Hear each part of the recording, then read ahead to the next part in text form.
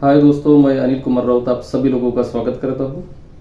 आज मैं आपके साथ में चर्चा करने वाला हूँ महान समाज सेवक राष्ट्रसंत गाडगे महाराज की, जिनके जीवन के बारे में आज हमारे भारतीय समाज में उनके विचारों का जितना भी कयास होता है बिल्कुल विरोधाभास है, बल्कि उनके विचार तर्कवादी स्वरूप के थे।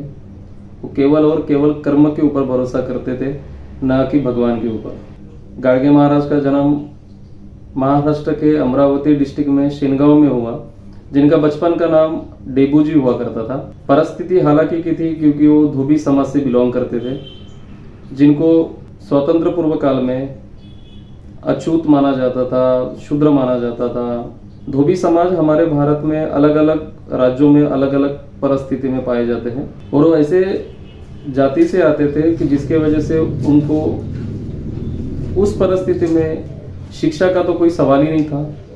उनके पिताजी खेती का काम किया करते थे, लेकिन वो जिस समाज से बिलोंग करते थे उस समाज में शराब एक आम चीज मानी जाती थी। शराब के आदी होने की वजह से उनके पिताजी का जल्दी देहांत हो गए।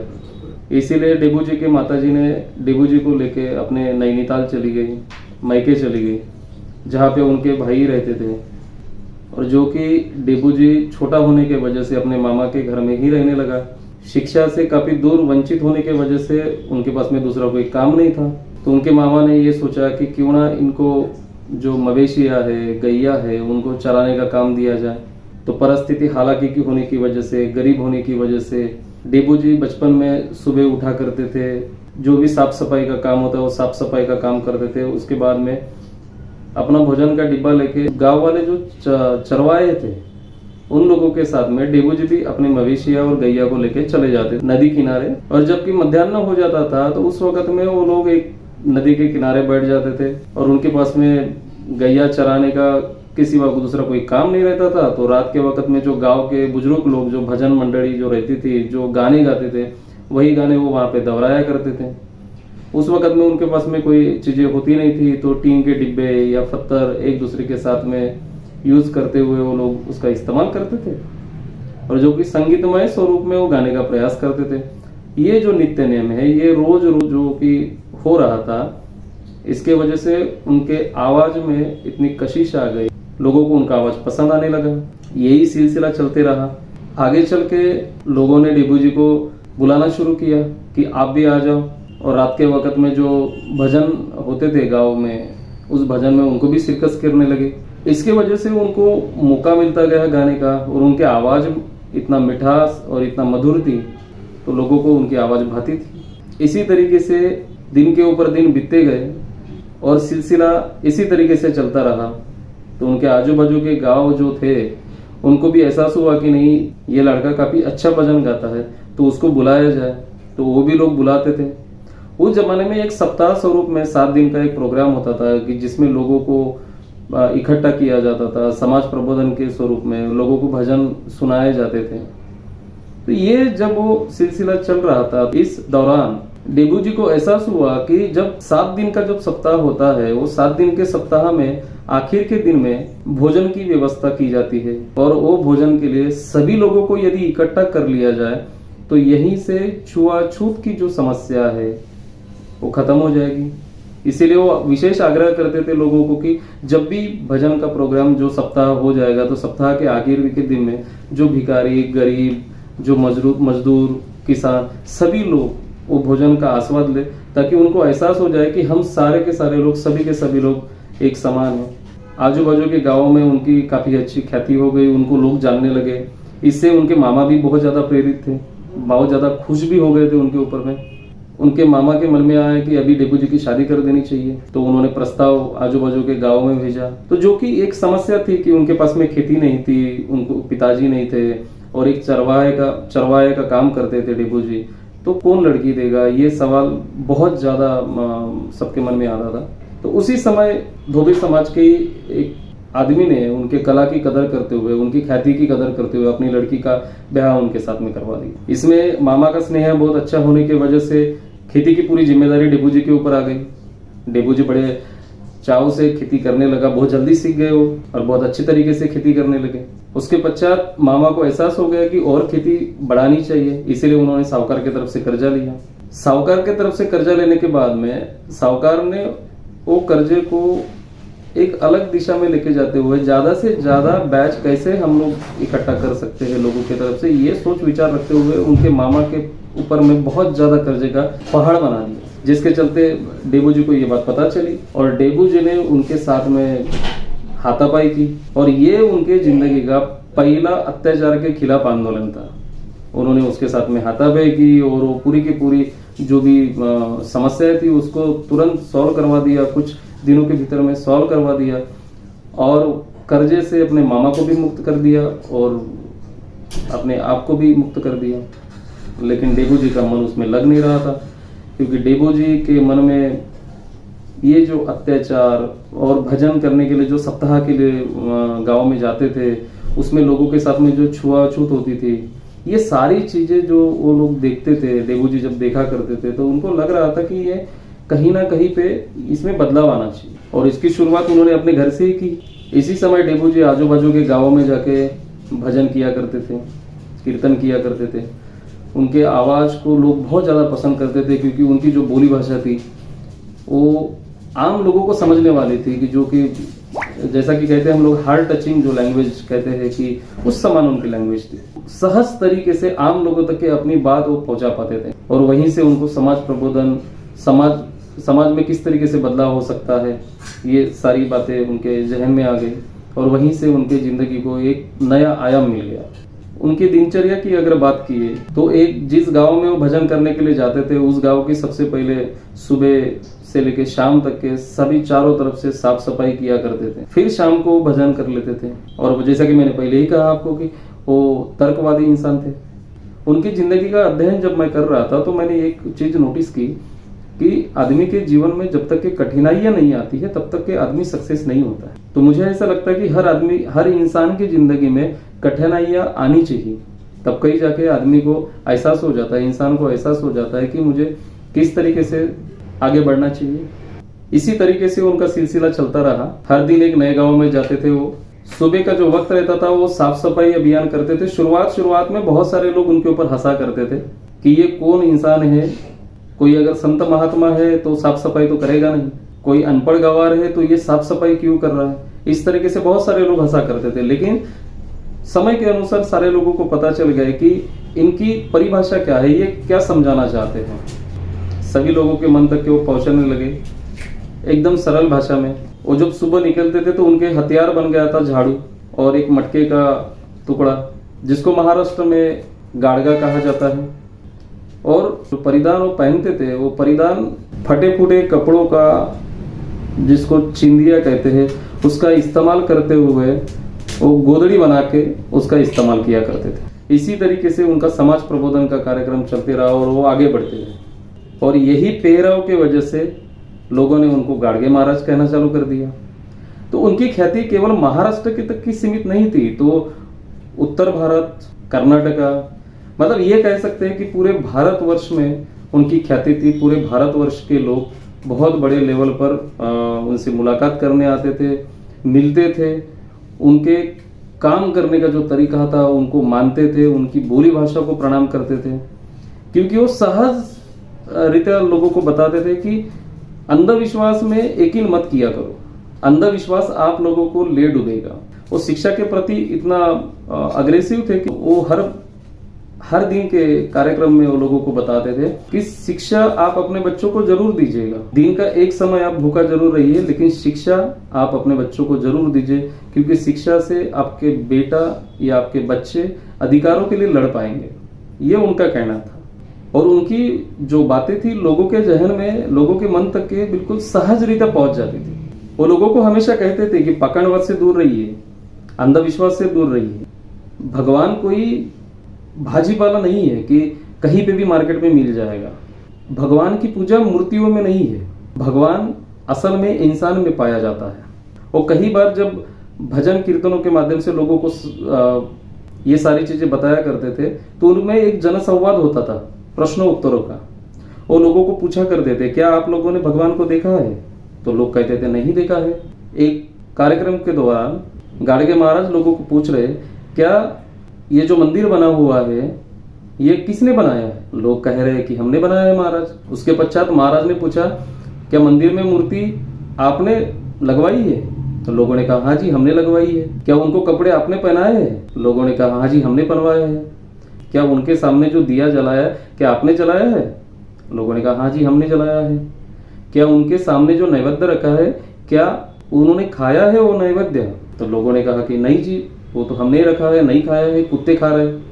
तो एक सहज भाषा में लोगों के साथ में वो संवाद करते थे और लोगों को कहते थे कि देखिए, जो भगवान खुद के कपड़े पहन नहीं सकता, खुद के लिए दिया जला नहीं सकता, खुद स्थापित नहीं हो सकता, उसको आपके सहारे की जरूरत है, वो भगवान भगवान नहीं है। महाराज हमेशा उदाहरण के द्वारा लोगों को समझाने का प्रयास करते थे सहज रीत्या कि आप जब किसी भी मंदिर में तीर्थ के लिए जब जाते हो, आप केवल और केवल पैसों की बर्बादी कर रहे हैं, क्योंकि उस स्थान पर जो लोग बैठे हुए हैं, जो भट्ट बैठे हुए हैं, ये उनके लिए एक रोजगार हमी योजना है।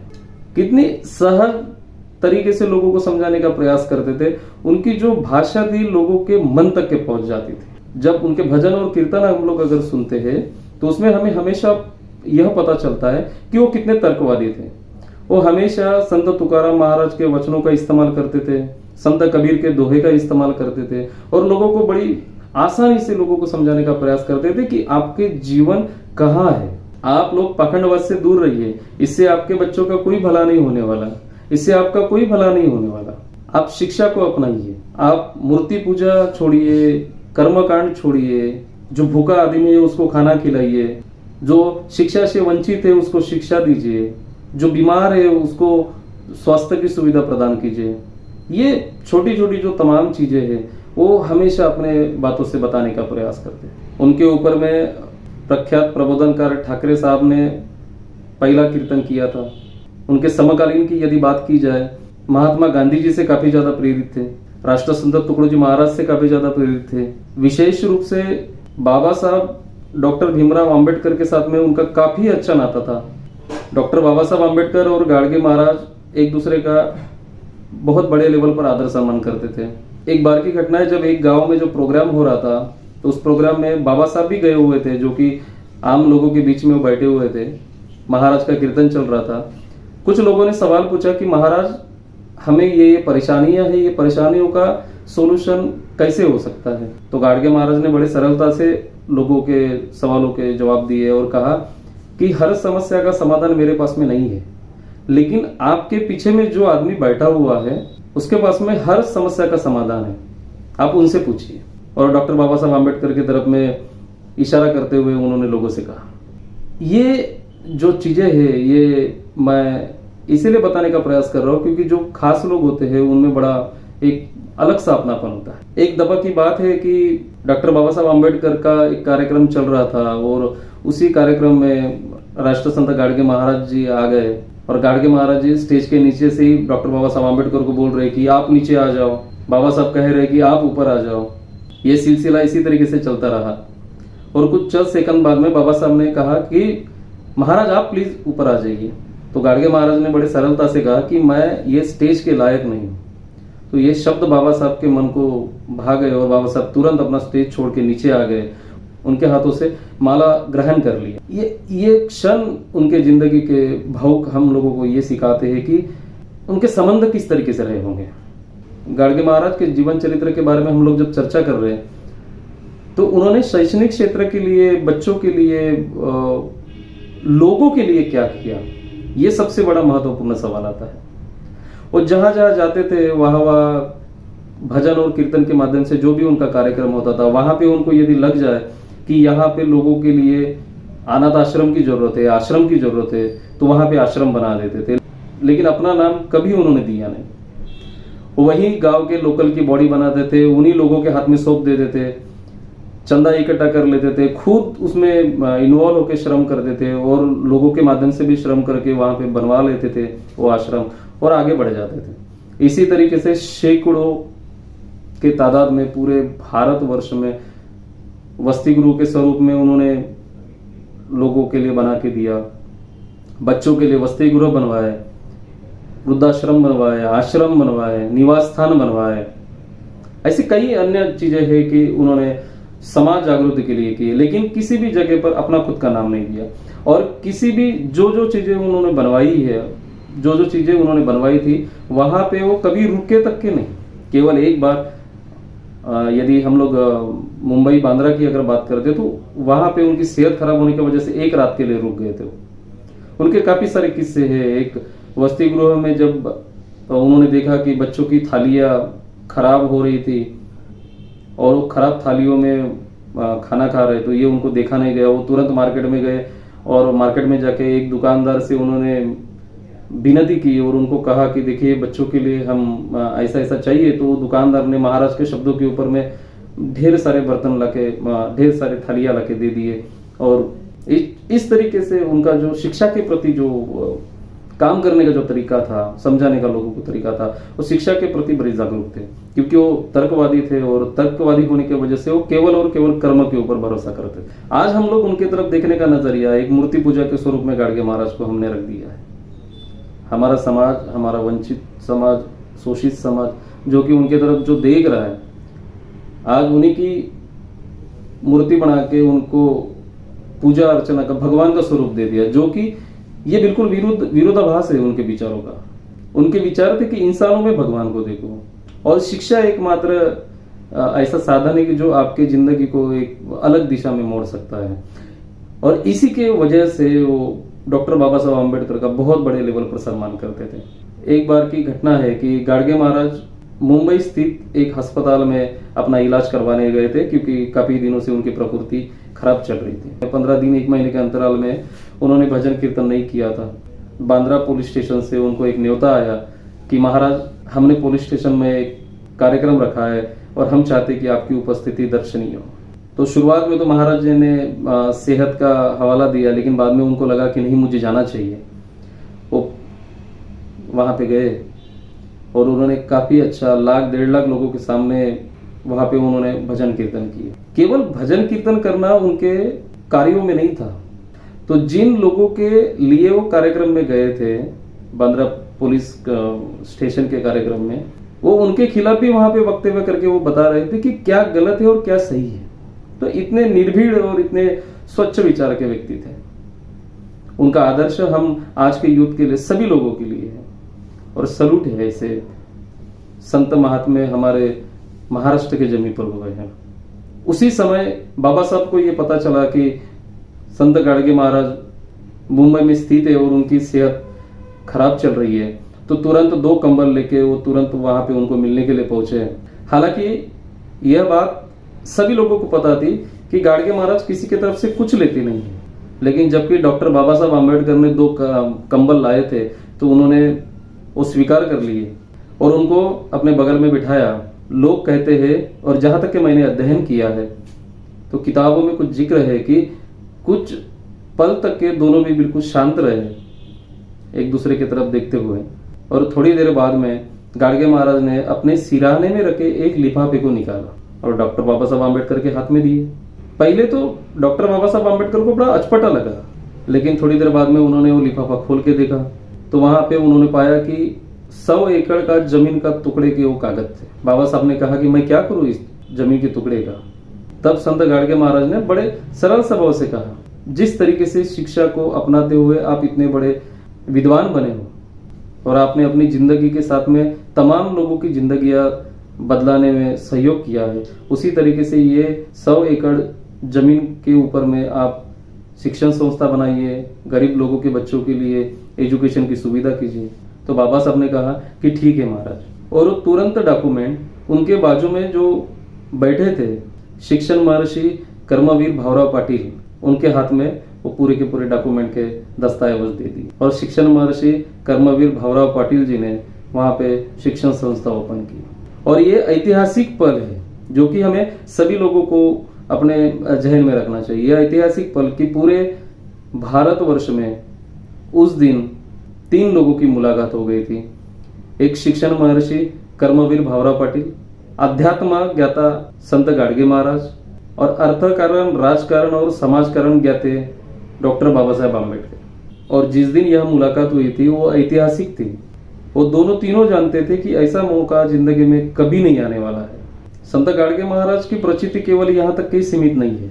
एक कार्य हमेशा लोगों के जहन में है कि वो हर साल पंढरपुर में विठल के दर्शन के लिए जाते थे, लेकिन कभी मंदिर के अंदर में प्रवेश नहीं किया। जो लोग वहां पे विठल रुक्माई के दर्शन के लिए आते थे वो बाहर रह के सभी लोगों के गंदगी को साफ करने का प्रयास कर। एक लेखक ने जब उनको पूछा था कि क्या आप पंढरपुर में आने के बाद में आप विठल रुक्माई के दर्शन क्यों नहीं लेते, तो सहज रीते उन्होंने जवाब दिया था, विठल रुक्माई के दर्शन लेने के बजाय मैं लोगों की जो सेवा कर रहा हूं उसी में मुझे भगवान दिखता है। तो जन सेवा ही यह ईश्वर सेवा है। ये सरल उनके मुंह से निकलने वाले कटु लेकिन सत्य वचन रहा करते थे। उन्होंने अछूतों के लिए पंढरपुर में एक धर्मशाला बनाई थी जिसे संत गाडगे महाराज ने बाबा साहब को समर्पित कर दिया। इतना ज्यादा स्नेह था उन दोनों में। और इसी समय संत गाडगे महाराज की तबीयत बहुत ज्यादा खराब चल रही थी और इसी बीच 6 दिसंबर 1956 को संत गाडगे महाराज को बाबा साहब डॉक्टर भीमराव अंबेडकर के निधन की वार्ता मिल गई। इससे वो बहुत ज्यादा तरीके से टूट गए, बहुत ज्यादा तरीके से तकलीफ में आ गए, बहुत ज्यादा दुख हुआ उनको। और उनके जहन में एक सवाल आया कि अब शोषित, वंचित, पीड़ित, कमजोर लोगों की आवाज उठाने वाला अब नहीं रहा, तो इन लोगों की आवाज कौन उठाएगा। और ये आप संजोग कह सकते हो कि उस दिन से लेके उनकी तबीयत में बहुत ज्यादा खराबी तेजी से बढ़ गई।